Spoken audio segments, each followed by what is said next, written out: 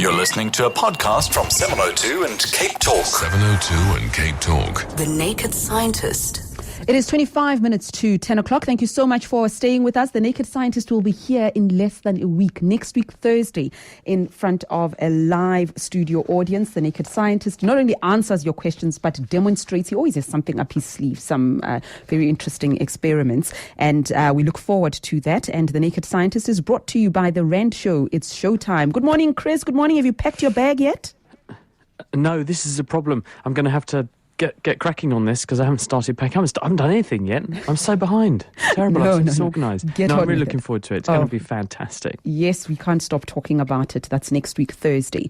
All right, Chris, let's start here. We haven't spoken about Ebola in a while. And the last report I saw in today's newspapers, actually, I can't remember which one, was talking about how the rate of infection is dropping. I see there's something new, alternative Ebola vaccine. Yeah, that's right. So the numbers are looking a lot more encouraging. They're not zero. We're still getting cases, but certainly not on the scale of what was happening as it escalated in 2014. But the threat remains.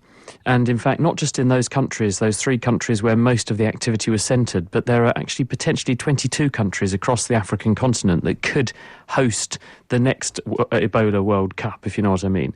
And so scientists are trying to come up with what will be the mainstay of protection against Ebola, and that's a good quality vaccine. And so far, 3 candidates have been fast-tracked. One of them is based on DNA. You inject little bits of DNA into somebody and it shows the body how to make some of the surface coat of Ebola. The problem with that is that in order to get a good immune response that will protect you, you need to do this multiple times. There's another virus which is called vesicular stomatitis virus, and this is being used as a sort of carrier. They've put into this weakened virus some of the genes from Ebola to again show the immune system what Ebola looks like. But with a live virus, there's always a risk that it could do what's called revert and become nasty again. And then there's a chimpanzee cold virus that's been used. But this one, you need to give very high doses because it too is trying to show the body what Ebola looks like. So there are constraints with all of these viruses that are being tested as vaccines at the moment. Which is why this paper, which has just come out in Science by Andrea Marzi and uses a different strategy, looks very promising. What they've done is to take the Ebola virus and they have deleted from it a gene called VP30. And this is absolutely critical for the virus to run or operate. It's a bit like taking the distributor cap out of the engine of a car. The engine just won't run without it. It's a tiny component, but absolutely critical. And if you remove it from the virus, you get a virus that just can't grow, but can initially infect cells and therefore show the body what the virus looks like and what it's capable of doing, which gives the immune system a heads up on what this virus is about.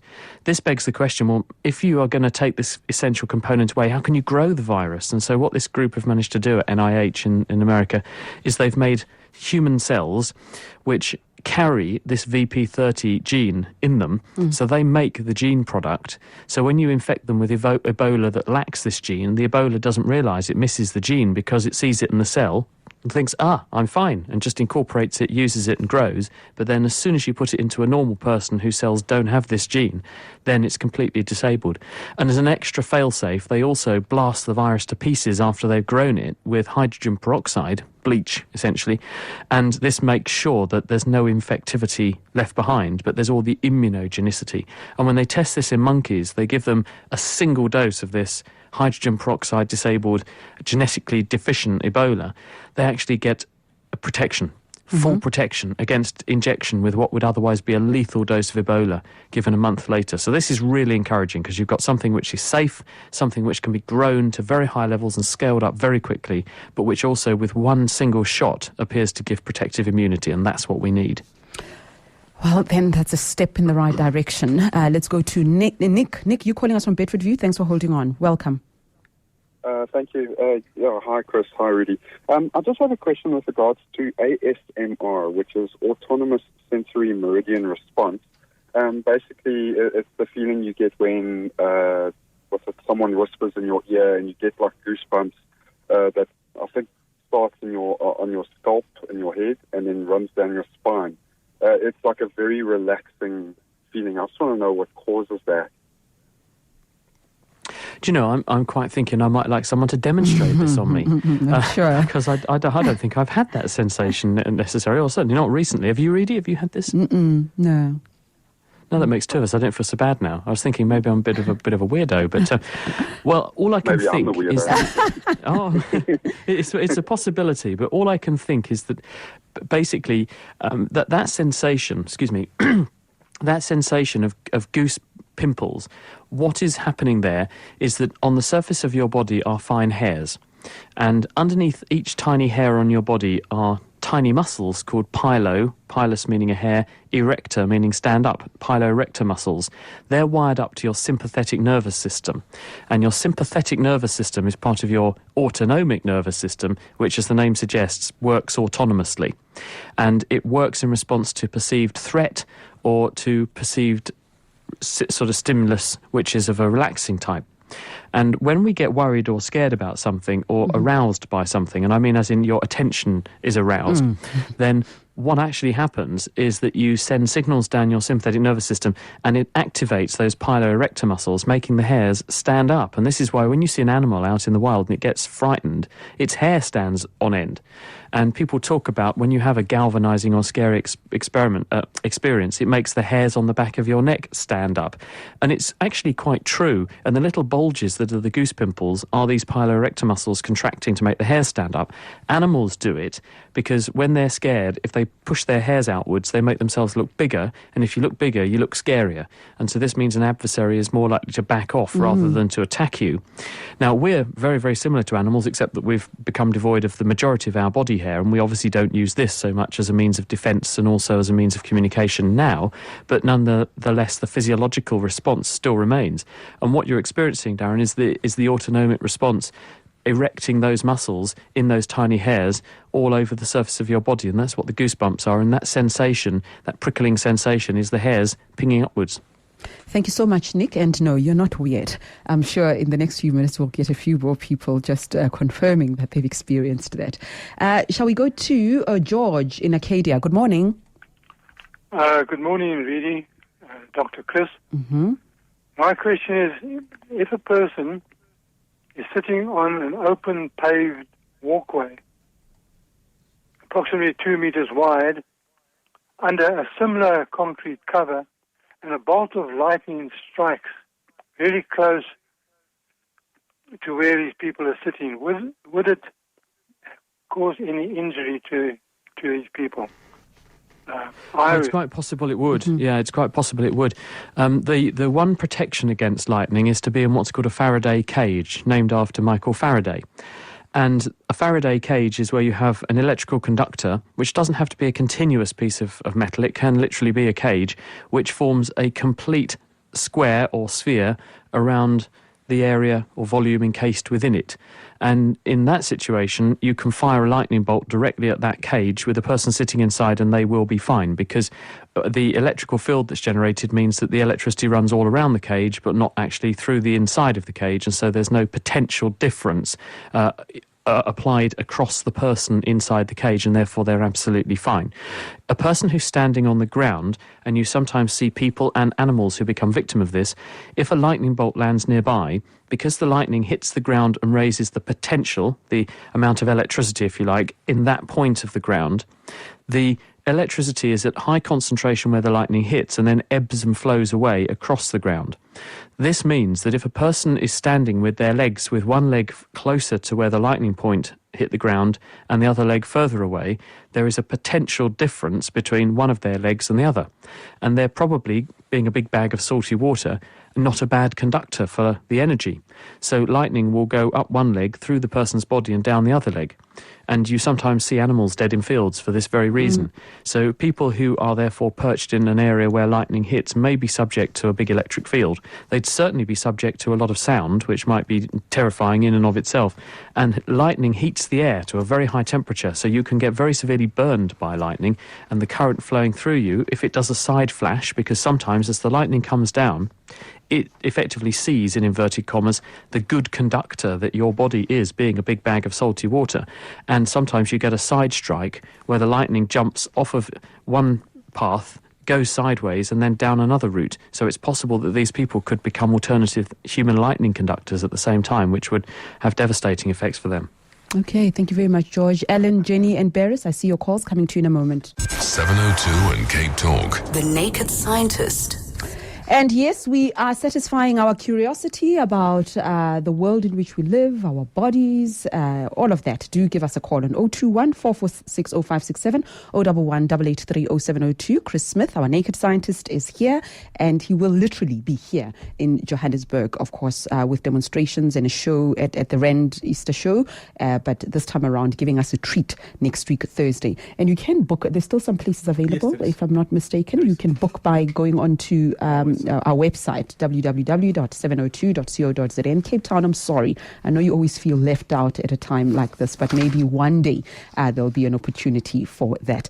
Let's go to Alan in Norwood. Hi. Good morning, everybody. Chris, I wanted to know, in the 1970s, I think it was, the Americans launched an unmanned spaceship into space, never to return. The last I heard was that it was 17 billion miles away from Earth and has entered an interstellar atmosphere. Yes. Does that make any sense? Yeah, hello. The answer is that they did, and the probe you're thinking of is Voyager. And yes, it has, I think it's left our solar system about 3 times now, because we keep seeing updates and more reports of what this probe is seeing and the environment it's in. Amazingly, given that it's been out there in space for decades, this probe is still working. And it's still sending back data. And although the data is taking more than a day to reach, at the speed of light, us from out there where it's got to, some of the instruments still work. It's got a nuclear power source on board, which is keeping some of the instruments going, and it's still collecting data. And this is an amazing achievement, really, for something that was built using technology that long ago. But what the measurements it's picking up show is that as it reaches the outer boundary of our solar system, it reaches an area called the heliopause. What that is that there is a zone around our solar system which is effectively created, a perimeter created by the influence of our star, the sun, and this fends off or pushes back radiation and other cosmic particles that are trying to come into our system from elsewhere in space. And Voyager can see these disturbances on the instruments it has on board as it goes along, and so it's able to see the effect of our own sun dropping off and the arrival of these new particles coming inwards towards our solar system on their way towards us from outer space. And so it knows it's effectively at the boundary between our solar system and just interstellar space, the space that separates our system, where our sun is, from another system where there'll be another star with perhaps a clutch of planets between it. It'll be a long journey, though. It's going to be millions of years before it gets anywhere, in other words, it gets to another star. So it's a long, long way, and the instruments won't be working for very much longer, we don't think. So therefore, I think probably it's done about the most work it's going to, because now it's a pretty cold, dark, empty place it's going to be passing through until it, in a few thousand, or is it a few million years, gets to the next star. Thanks very much, Alan. And Jenny in Walkerville. Whoa, I can't wait to hear this answer. Good morning, welcome. Hi. Morning. Really morning, Chris. I'm just wanting to find out what actually causes yawning. I think you've had this question before. Yeah. But I would like to find out what causes yawning, especially in a car. Yawning in the car, probably listening That's to scary. the wrong radio station. They should tune into Talk Radio 702 and 567K. Oh no, we've lost you, Chris. Are you still with us? No, clearly not. Okay, we'll see if we can get some connection there. Yeah, we've had this question before, Jenny, and I remember us speaking about how, in fact, one person had asked if yawning is contagious. Why is it that when somebody next to you or in front of you yawns, everybody else then starts yawning? So we are going to talk about that in just a few minutes. I think we've sorted out the line. Chris, good morning. Yeah, I was just saying we'll that... be fine, hey? Okay. Yeah, I was just saying that the reason that people have advanced, or the theories that people have advanced for yawning, is that when we know that animals do this too, and when you see one person do it, other people do it. And one theory is that this is a wake-up call. There was a very nice piece of research done in New York, and what they did was to recruit students. They didn't tell them why they were being recruited into the study. They just said, we want you to watch some movies. And in these movies were pictures and sequences of other people yawning. And the researchers were secretly counting how many times the students watching the movies yawned themselves. And they found that on average, there was about a 50% yawn rate. So you watch someone yawning on the screen, there's about a 50% chance you're going to yawn. They then repeated the experiment, and they said to the students randomly, either hold this cold compress onto your forehead and watch some movies, or we want you to keep your mouth open and breathe through your mouth all the way through this film sequence. The mouth breathers, when they did this, the yawning rate went to about 100%. The cold compress on their forehead watchers, their yawn rate fell to 0. So what this tells you is that when you cool down your brain, cool down your head a bit, then yawning is abolished. When you breathe through your mouth and allow your brain temperature to rise because you're not breathing cold air up your nose and cooling your head down, then yawning frequency increases. And when you get sleep deprived and very tired, your brain temperature does increase. So the theory goes that one of the reasons we yawn is to cool down the brain, to stave off tiredness and therefore increase alertness. And one theory for why yawning may be infectious is that if you're out there camped out in the middle of nowhere, wild animals around, danger might be coming, one person yawns, well, this is a sign that perhaps they're getting tired, and if they're getting tired, perhaps you're getting tired. So if everyone yawns, everyone's brain temperature falls a little bit, and everyone increases their level of alertness and arousal, so you're more likely to notice danger. And it's true, I find after yawning I feel more refreshed and less tired, so I'm glad for the last part of that explanation. There's a purpose to all of this. Thomas, just put your hand in front of your mouth, that's all I ask. Let's go to Barris in Bloubergstrand. Good morning. Thank you both. Just a question. Most of us, I'm sure we've experienced when we've driven a foreign car with a clutch. Initially, you struggle to get the feeling of the clutch. Yet after a while, it's the natural. What does your mind do to correct that or make it a new normal? So your mind adapting to a new car with different mechanics. The line was just bad, but I'm sure you got that, Chris. Yes, indeed. We all feel like we're in the wrong car when we get into someone else's car, even if it's your wife or husband's car that you drive now and then. It feels different to your own car. And this is because you have in your brain a system to control automatically and compensate automatically for the movements that you make. It's called your cerebellum. Cerebellum is Latin for small brain. And if you've ever seen a picture of a human brain, it's the fist-sized lump at the back underneath the brain. And it's got almost as many nerve cells in that little bit of brain as the entire brain itself has got in it. It's very, very densely packed. And this cerebellum has circuits in it that make movements automatic.